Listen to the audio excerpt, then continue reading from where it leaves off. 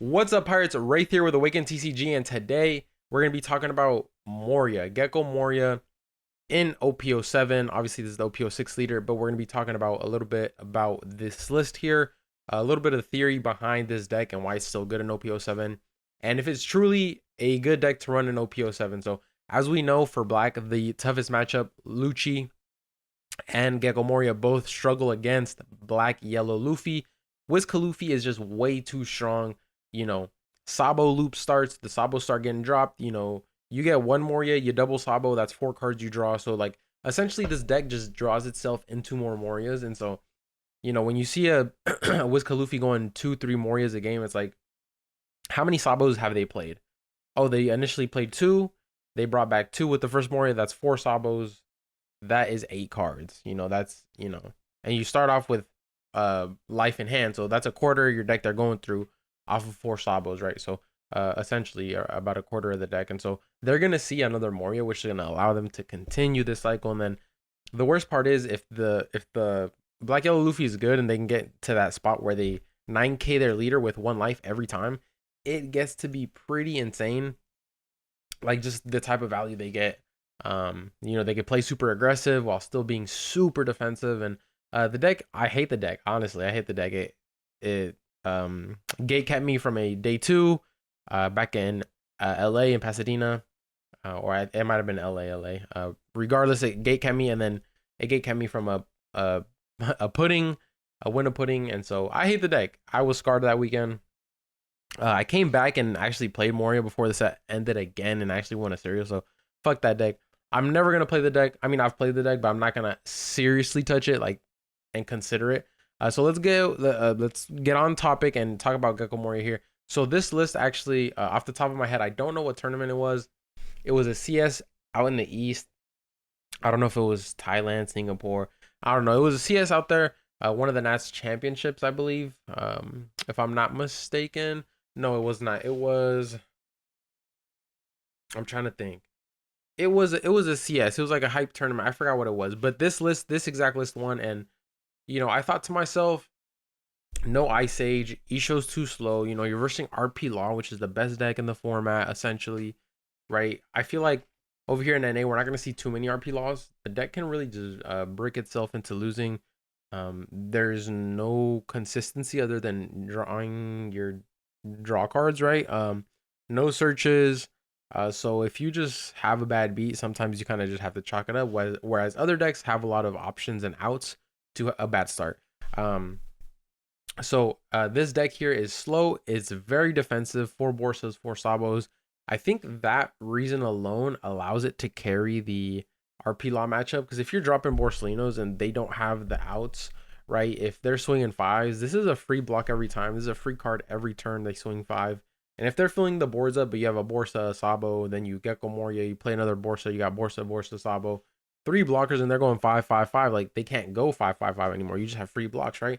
So it allows you to stall to drop that Isho. Once you drop that Isho, it's basically game over.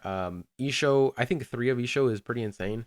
When this deck initially won, I was having a hard time figuring out why this deck ran no Ice Age. I was like, okay, this deck probably loses to a lot of decks. It's just way too slow. You're versing RP Law. It's super tempo based, very active. And so, it didn't make sense at the time. But now that I'm in OP07 and I'm actually testing a bunch, I've been testing a bunch as much as I can, as humanly possible that my time allows. This Isho is a crazy card in this meta. Before it was, okay, if you play a 8-drop that's not Gecko Moria, Sakazuki is just going to get rid of it and you're cooked, right? You're done for. Now, you can play Isho on 8 and, Lucci or a RP Law can spin it and remove it. But at the same time, they have to use a lot of resources to do that. This is not a Saka situation where, they just do their little magic tricks and it's gone, right? And then they have a full board. Obviously, Lucci can do the Moria turn. Gecko Moria, pop, pop, pop. But at the end of the day, that -2 resources on a good turn is going to mean a lot, especially into matchups like Bonnie, matchups like Anel. This card just has so much value. And so now at this point, I do understand. I really do understand why they ran a list like this. So the 6 cost Sakazuki on curve is insane against RP Law.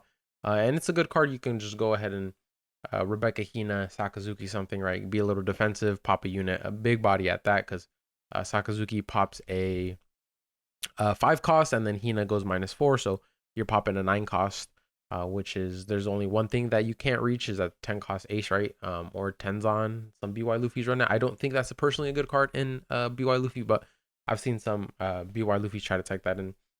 So for brand news, you're playing a matchup where you need this Isho. Okay, you're gonna spam that brand new. You have a lot of chances, especially on the even curve or on the odd curve. I mean, on 5 Dawn, you can do it. On 7 Dawn, you can do it. And then you can Sabo as well. You're going to find that Isho, right? You are going to find that Isho one way or another. And I think this list is super solid. The 2 Kuzan breaks a lot of matchups and early on gives you a great advantage into a lot of decks. So I need to test this list. I've seen it. I've not tested it. I'm barely coming back to this list now.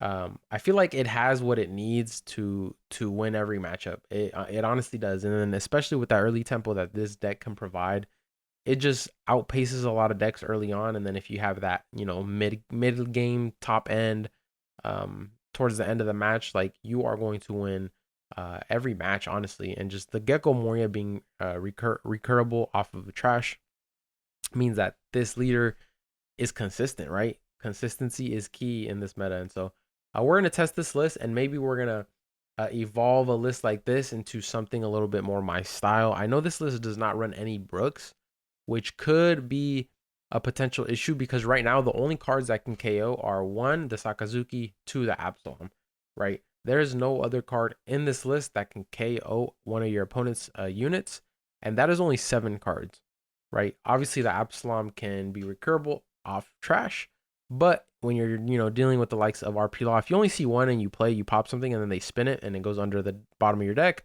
now you're not going to see this Absalom until you get the next one off of life, off of draw, whatever it is. But yeah, I think this list, like I said, at first I just didn't believe in this list. I was honestly taken aback. I was wondering how a list like this could top, right? But after looking at the list over again, kind of seeing the game plan from it. I haven't actually played a match with this list, but in theory, this is a very defensive Isho oriented deck, and this meta is slow. The meta is slow right now. It's slow. I think blue has good tempo. Bonnie is very slow. I think besides blue with the Jinbei tempo and potentially RP Law where they can just go crazy turbo. Besides that, the meta is slow, right? Lucci's slow. Anel is slow. Bonnie's slow. BY Luffy is slow. So these decks, just don't have that early turbo tempo that these other decks have. But even these other decks, you're a 5 life leader, so a lot of the times it's okay to not be as strong at the start, right? Because you're at 5 life, you're gonna have those extra hits to fall back on. But for the most part, yeah, I'm very excited. I want to test the list like this. The other variant of a list, I don't think I have it. I don't have it. This is kind of something I was thinking of, which is like more of OP06 ish, EB01, right? But just add these Tempest kicks. I don't know if they have a spot in this list. And then obviously I'm running way too much top end. Not enough defensive cards, no Kuzans, right? So I'm not showing you the Lucci list. So I don't even have my last Moria list that I had 2 weeks ago for my top. But I kind of just wanted to show off this list and kind of get into a little bit of the topics of why this deck is still super good. And honestly, I hope we see a lot of. Who knows? I might even be on this list. That's one of the things I'm struggling with personally is I'm testing a lot of decks, but I haven't been able to really get a grip on one deck where I'm like, okay, I'm going to main this, right? And so I've just been messing around. But I think this list is solid. I'm going to give it a shot. I definitely want to have success on this list because then I can just tweak it, make it my own, take out cards that I really don't think we need 4 of, or maybe we don't need at all, add things that I know potentially could have some use. Like maybe I add 2 Brooks into this list, right? Maybe I get rid of 1 Sabo, 1 Borsa, and I add 2 Brooks, right? Just to have that use. But we'll see. This deck is still super good. It's still very consistent. It's probably more consistent than Lucci, but I think it has a slightly worse matchup into BY Luffy. But then again, if you have Isho and you just Isho the BY Luffy on curve and you get the Morias, like you kind of just win, right? And then if you back to back Isho, they really can't do anything, especially with matchups like Bonnie and Nell. They kind of want to have a lot of cards in hand. So I mean, it's I think this deck has what it has. It has what it has, and it won what it won because it has the answers, right? So um, one thing I do want to know is no Ice Age, no Tempest Kick, no reducers, right? Other than Hina as your main source, and then you have two Kuzans and the Isho for your late game. Which if they ever stick, you're going to be in a good spot. Which I think is okay because you have the 3/6 cost Sakazukis in play for matchups like Blue and RP Law where they're going turbo and they're trying to fill up their board. You can slowly chip away at their board with Sakazukis. But at the end of the day, you're running 4 Borsalino, 4 Sabo in this list that are going to protect you for that early game and keep you very healthy. So when you get into that late game, you can just, pop your boss monsters and be okay. Yeah, and honestly, I just wanted to yap. I wanted to yap about Moria. I've been testing a lot of lists. A lot of leaders, a lot of lists. I'm doing my best to figure out the meta, right? I don't have as much time as I would like, and so a lot of my time goes into videos like this, but maybe I'm talking to someone and we're theory crafting, not as much testing. Testing does take a while, especially when you're trying to fix lists up. You have to have a 4 or 5 hour test session to make a lot of changes into your deck, right? You can play one match and feel something a little off and then change it, but to like continue that process and like start fine tuning a list, you really need a couple hours at least. But that is going to be it for this video. I kind of just wanted to get some thoughts out there, show a list off. I know this list I got off Twitter. It was like I think one of the Team Seafood King players list. So shout outs to him. I'm not sure who it was. I got sent this list, but I've seen it before. I know where it's from. But yeah, I mean, I'm stuck. I don't know what leader I'm gonna play, but like I tell my boys, at the end of the day, I still have about a month before I have to actually decide and play my first tournament. So I'm not even too worried. I'm just gonna have some fun. I've been in the gym going crazy,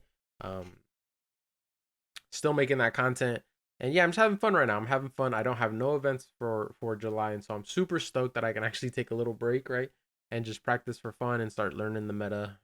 On some chill vibes. It doesn't have to be super hardcore like I was all of 06 and all of EB since March. From March to June, I was just like, every free time I had that I wasn't making videos, I was locking in and practicing, honestly. And so it feels good to just not have to worry about, my tournament coming up the next week, and I'm super stressed. I need to fine tune my list, and but I was having fun though. I was having fun doing that. But yeah, this video was just talk a little bit about Moria, and yap, and just vibe a little more personal. Usually we're showing gameplay or talking about new things, but this was a little different, so I was able to yap. I give you guys my thoughts on Moria. I think Moria still has what it takes. Obviously we've seen it in the East. It was still performing at a very high clip, and so hopefully that can continue, and hopefully I'm the one that continues that here in the States. But that is going to be it for this video. Thank you guys so much for watching. Subscribe to my Patreon. I'm probably going to make a full guide on OP07 Moria with my list on it. That is going to be in the works, and then I have some people that are making other guides, and so I'm not sure what the timetables are on those, but it's going to be sometime in July. We don't have no tournaments until August. I know store champs are going around. If you guys have any questions, feel free to message me on Discord, on Twitter, about OP07. I'll go ahead and go to my Discord. You ask some questions in there. But I appreciate you guys. Like this video, comment down below, subscribe to my YouTube channel. I'm trying to hit 10K, guys, so I know we could do it. So help me out if you haven't. If you watch my videos and you enjoy at least one, and you watched at least one and you've enjoyed it, or I made a video and you learned something, hit that subscribe button right now. Thank you guys so much for watching. I'll see you guys on the next one. Peace.